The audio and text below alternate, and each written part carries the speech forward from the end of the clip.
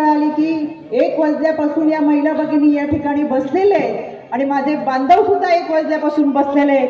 खतगावकर साहेब, तुमच्यावरच्या प्रेमापोटी एकही माणूस हल्लेला नाही. हे प्रेम फार कमी लोकांच्या वाटेला येतं जे तुमच्या वाटेला आलंय. आदरणीय प्रतापरावजी चिखलीकर, आदरणीय सुभाजी सापणे, आदरणीय अविनाशजी घाटे, आदरणीय मोहनरावजी अंबर्डे, आदरणीय व्यंकटरावजी गोजेगावकर, आमचे जिल्हाध्यक्ष शिवराजजी शेटाकर, आदरणीय राहुलजी देसाई, देवेंद्रजी मोतेवार आणि आपल्या नगराध्यक्षाच्या उमेदवार आदरणीय विजयताई बालाजी टेकाळे, त्यांच्या समवेत या ठिकाणी उपस्थित असलेले सर्व माझे उमेदवार, लक्ष्मीकांतजी पद्मावरजी, आयुब शेठजी चिमणीवाले, व्यासपीठावरती उपस्थित असलेले सर्व सन्माननीय सदस्य, या ठिकाणी मोठ्या संख्येने उपस्थित असलेले माझे बांधव, पदाधिकारी, कार्यकर्ते आणि आमच्या लाडक्या भगिनींनो, सर्वप्रथम आपण बराच वेळ झाला या सभेच्या निमित्तानं थांबलेला आहात. खऱ्या अर्थानं आदरणीय खतगावकर साहेबांवरचं प्रेम, लक्ष्मीकांतजी पद्मावर यांच्यावरती असलेली निष्ठा, या प्रेमापोटी आपण सर्वजण या ठिकाणी थांबलेला आहात.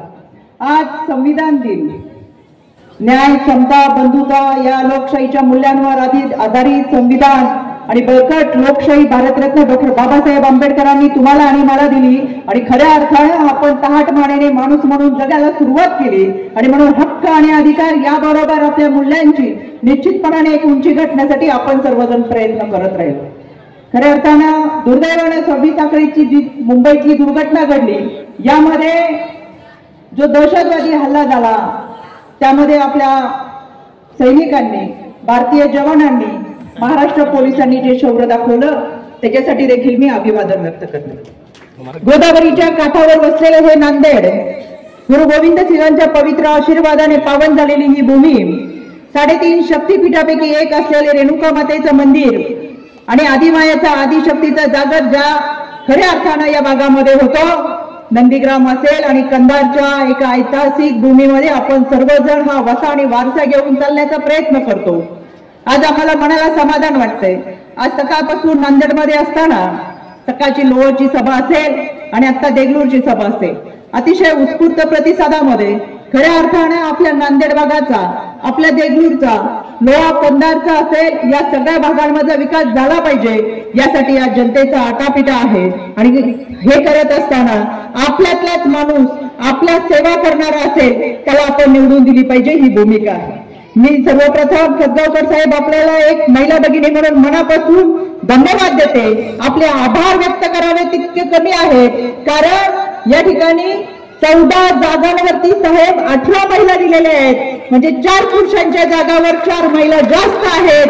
खऱ्या अर्थानं मातृ सन्मान करणारा खतगावकर साहेब, तुमचा हा विचार निश्चितपणाने आपल्याला विजयाची पताका फडकवल्याशिवाय राहणार नाही.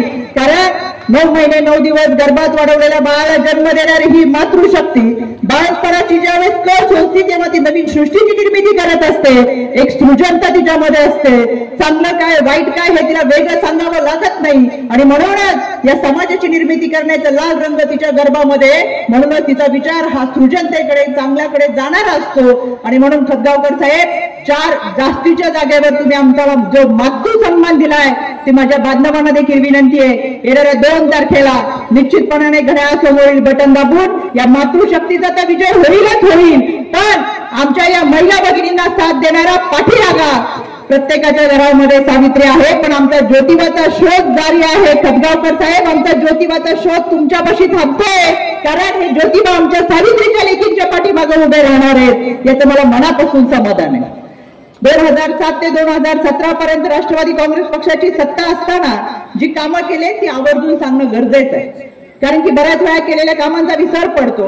आणि म्हणून मला असं वाटतं, या कालावधीमध्ये केलेल्या कामांमध्ये छत्रपती शिवाजी उद्यान संरक्षण भिंत व सुशोभीकरण असेल, नगर परिषद प्रशासकीय इमारत असेल, नगर परिषदेचे आर्थिक उत्पन्न वाढवण्यासाठी व्यापारी संकुलाचे बांधकाम असेल, सुजल व निर्मल योजनेअंतर्गत 24 कोटी रुपयाची पाणी पुरवठा योजना असेल, हद्दवाढ असेल, सुवर्ण जयंती नागरी नगरोद्यान योजनेअंतर्गत भुयारी गटार योजनेमध्ये 54 कोटी रुपयाची मंजुरी असेल, अमृत 2 योजनेअंतर्गत केरूर तलाव सुशोभीकरण करणं 14 कोटीची मंजुरी असेल, हजरत सय्यद शाह जियोद्दीन रफाई दुर्गा दर्गाचे पुरातत्व विभागाच्या वतीनं संरक्षित करण्यासाठीचा निधी जो उपलब्ध केला असेल, मुस्लिम शादीखाना असेल, घनकचरा व्यवस्थापन असेल आणि वैकुंठ धाम असेल, इतक्या मोठ्या प्रमाणात केलेली कामं निश्चितपणाने ज्यावेळेस घड्याळाच्या हातात सत्ता दिली, राष्ट्रवादी काँग्रेस पक्षाच्या हातात सत्ता दिली,